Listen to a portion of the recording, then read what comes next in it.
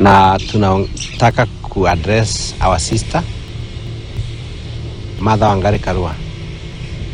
Tunamwambia aache maneno mingi sana. The government is formed.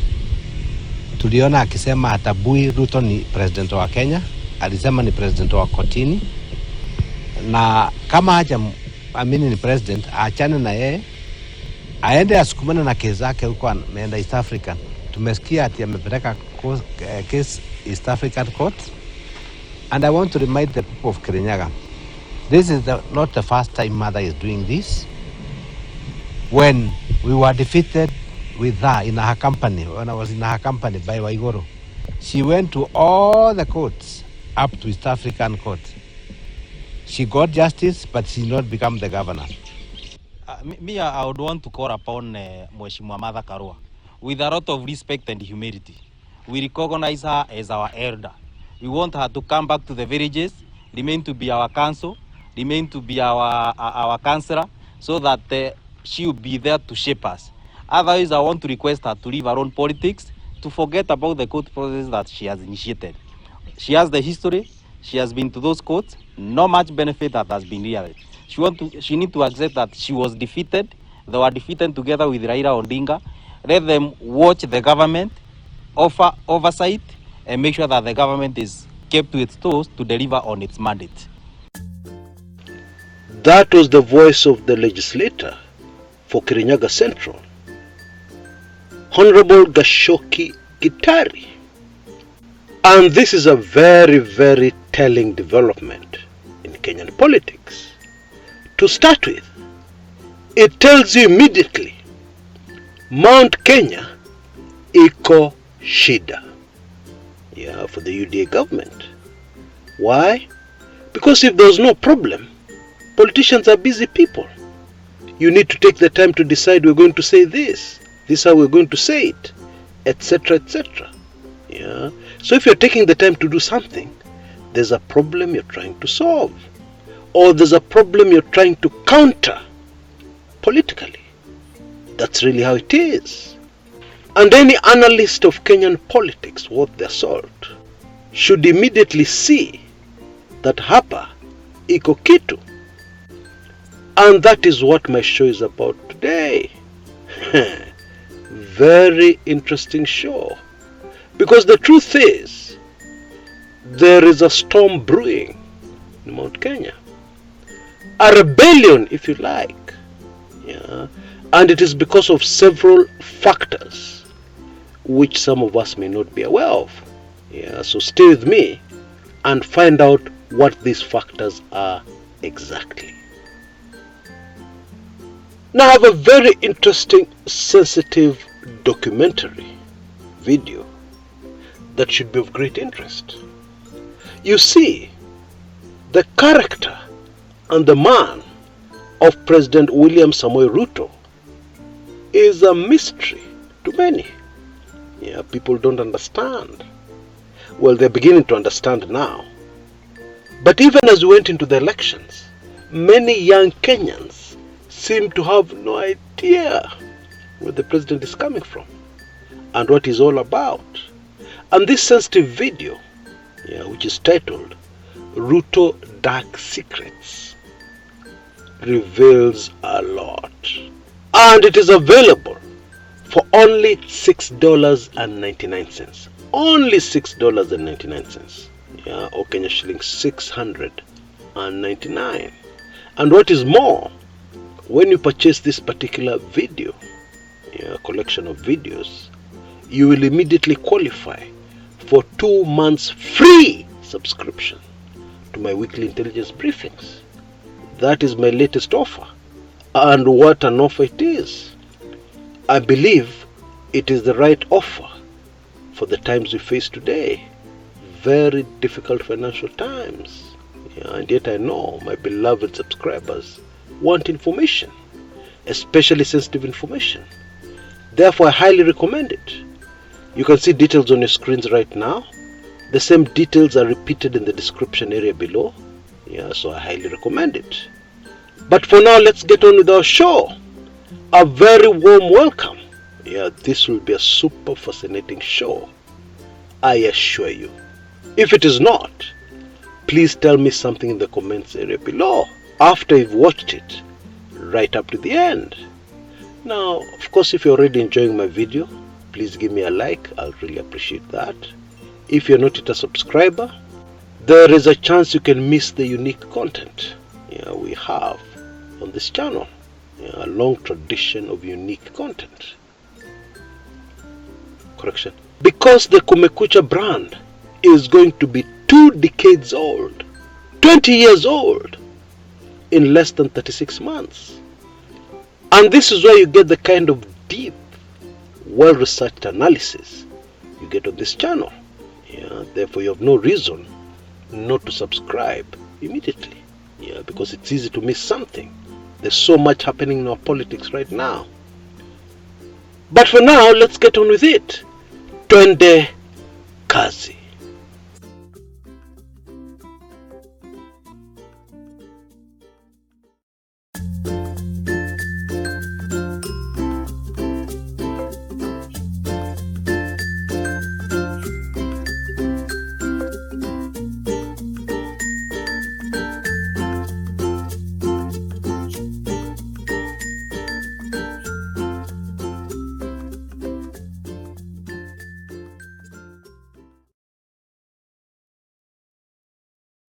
You know, very few Kenyans outside Mount Kenya understand Mount Kenya politics.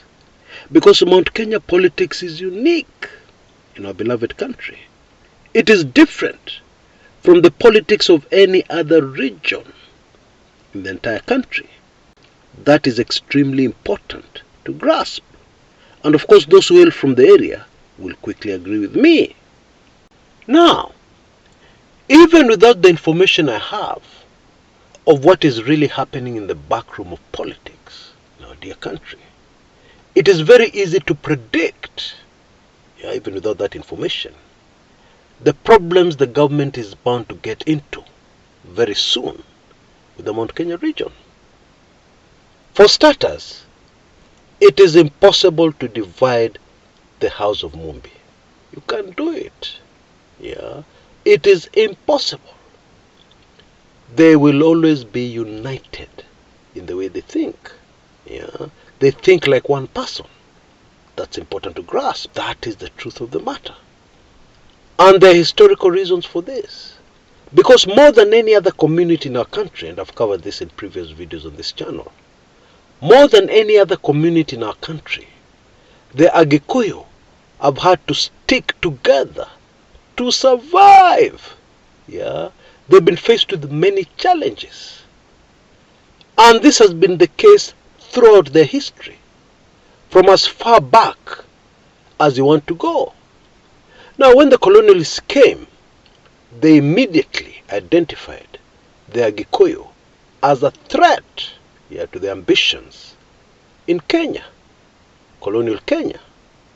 Because it was very easy to divide and conquer most of the other communities in the country, not the House of Mumbi. It proved impossible. Even the so-called collaborators with the colonialists, mostly from Kiambu, were very few. The vast majority of the population in this area were not for the colonialists. And even fast forwarding to the present, there are those who believe that the real election results had a divided House of Mumbi.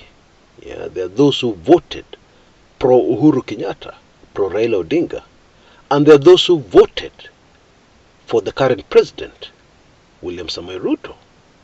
In my opinion, even if that is true, the correct position of the House of Mumbi in 2022, August, was that the community felt generally let down by President Uhuru Kenyatta. And therefore they decided to hero, we will not vote. That was the thinking of the community. Of course, pockets of the community turned up to cast their vote. But the thinking, the single mind of the community was that they were not interested. Please bear with me. This background is very important. For anybody who wants to understand the current situation, it's very important.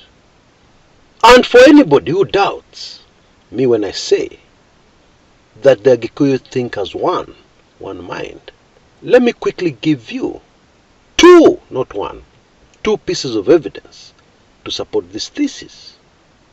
In the run-up to the 1992 presidential elections, there were two members of the House of Mumbi who were major candidates for the presidency.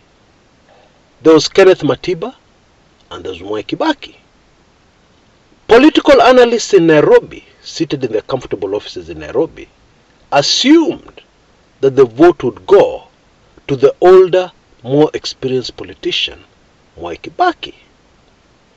Even the very smart people who were running the KANU campaign for President Daniel Toroitich arap Moi felt the same. And that is why they embarked on a major propaganda war against Kibaki, publishing things Kibaki had said previously, which seemed to prove that he was not really opposition Damu. Now the Kikuyu are scattered all over the country, and we have no record of them meeting anywhere to decide how they were going to vote. But the single mind of the community made a decision in 1992 to vote for Kenneth Matiba and ignore Mwai Kibaki.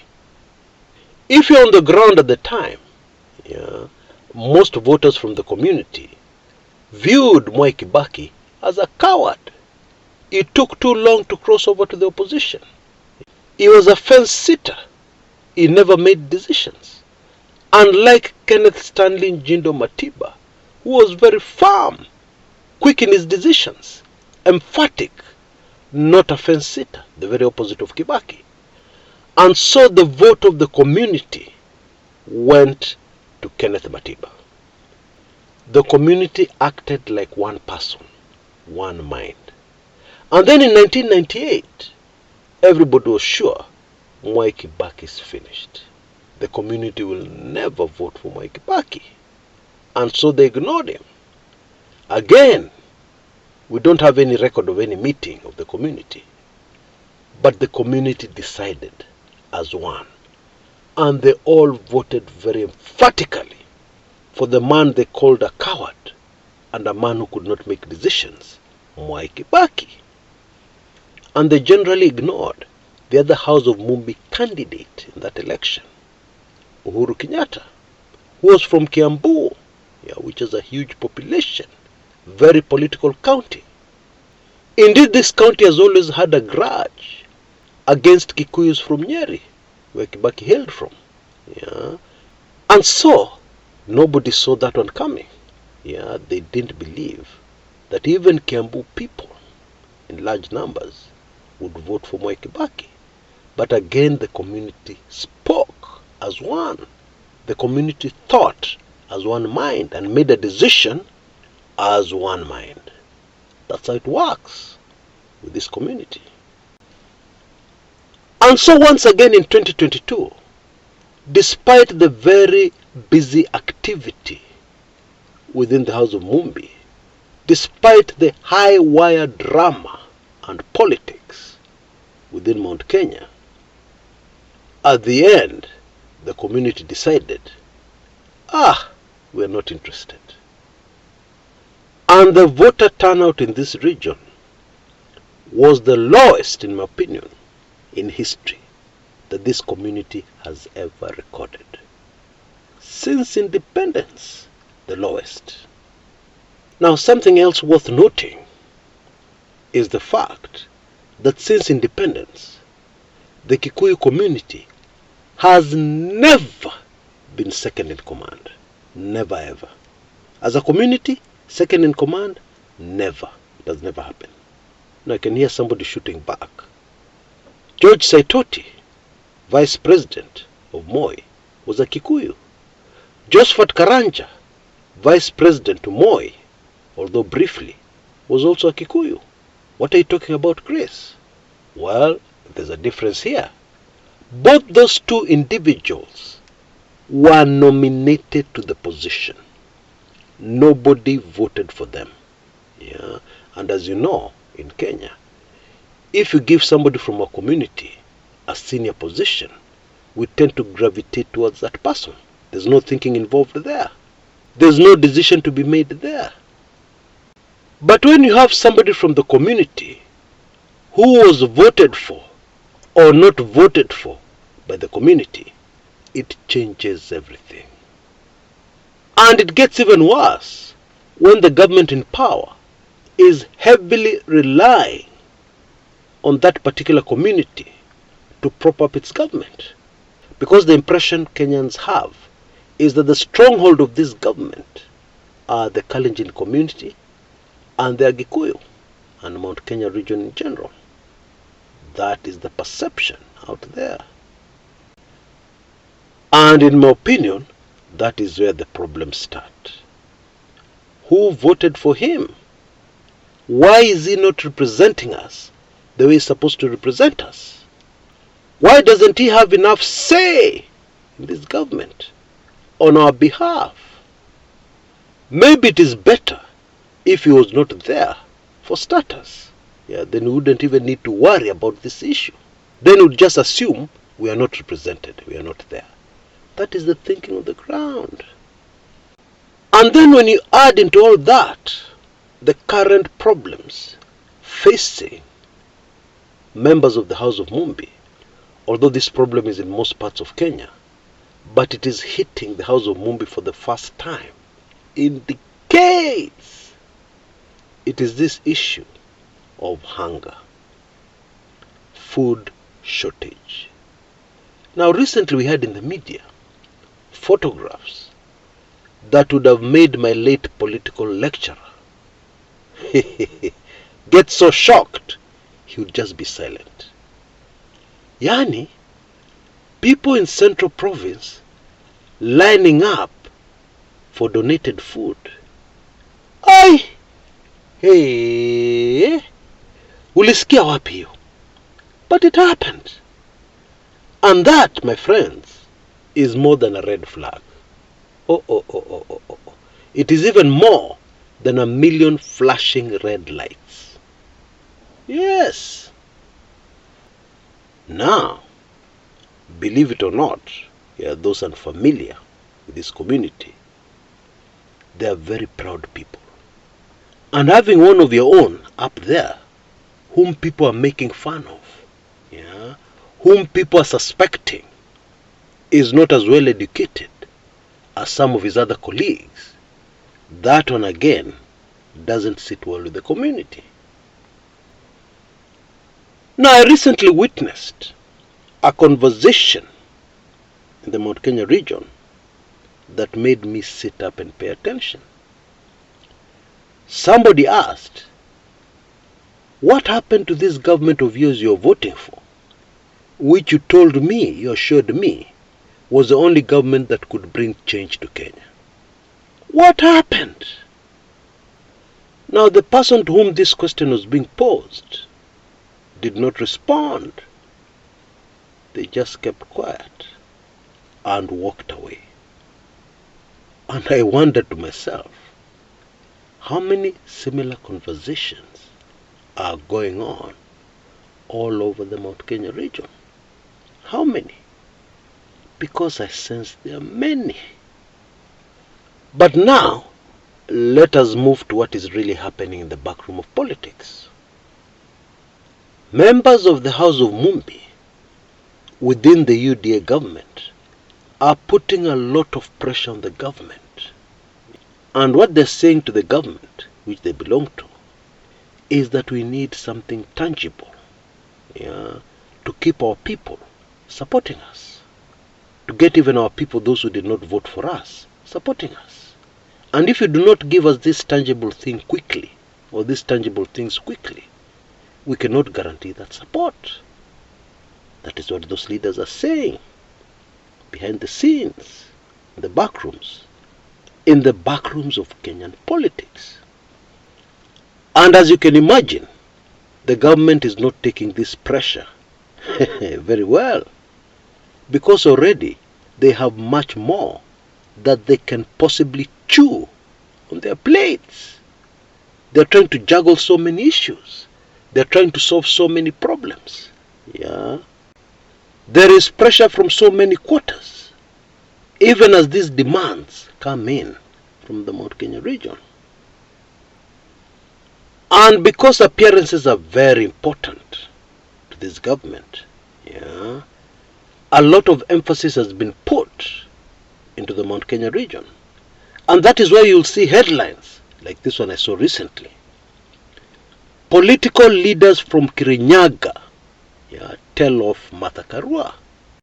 Now you see such a headline and you expect that you'll get all the senior leaders from the Kirinyaga region, even the governor at that particular place, telling off Martha Karua. But instead what do you get? One single member of parliament. You'll of course remember the clip that I've just played you at the beginning of our show today. You get one member of parliament, Bwana Gashoki Gitari, speaking. And of course he's accompanied by a few people. But who are these people? Are they political leaders from Kirinyaga? What are they really? MCAs? Nominated people? Who are they? And I will tell you something. There is a very good reason why people did not crowd to make this pronouncement or to be seen with Bwana Gashoki Gitari. Because you see, Martha Karua has her supporters in Kirinyaga, her die-hard supporters. And this is politics. You don't want to start losing your support for no reason, or for the purposes of a small perception function. Yeah, a function designed to paint a certain picture of something that is not there. You see, politicians in the Mount Kenya region are very sensitive to what the people on the ground are saying. They normally love to echo what is on the ground. And in the run-up to the election, people were livid, very angry at President Uhuru Kenyatta. And there are those who became very popular very quickly by shooting barbs at President Uhuru Kenyatta. And Raila Odinga, of course. But now that those two are not in the picture, what do you think will happen when it becomes fashionable to shoot barbs at the UDA government? How do you think these politicians within UDA are going to behave? Wait for it. It is definitely coming. You see, I carefully observed the body language of these politicians coming out to tell Martha Karua to relax, to accept the Ruto presidency. And that body language of theirs was very fascinating. It spoke of fear, too much blinking, hesitant steps, yeah, as if somebody is going somewhere where they don't really want to be. That's what I read. And so, we can make a prediction with certainty that Central Kenya, the Mount Kenya region, the Agikuyu people, are going to remain very much in the news politically in Kenya going forward. Because we're already hearing the murmurs on the ground. And sooner rather than later, they'll come out in the open in pronouncements by politicians. Until next time, this is Chris Kumekucha.